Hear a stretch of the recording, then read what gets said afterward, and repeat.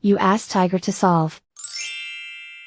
This deals with linear equations with one unknown. The final result is x equals 11. Let's solve it step by step. Simplify the expression. Multiply the fractions. Break up the fraction. Group all constants on the right side of the equation. Add 2/3 to both sides. Combine the fractions.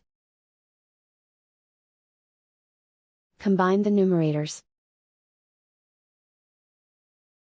Reduce the zero numerator.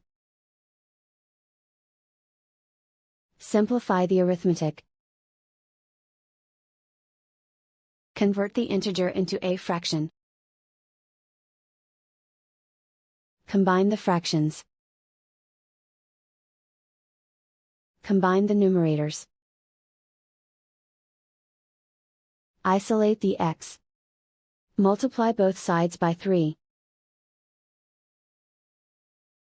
Group like terms. Multiply the coefficients.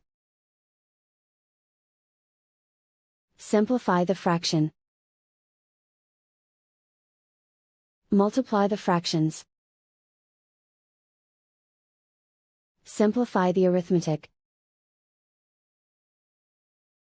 And so the final result is x equals 11.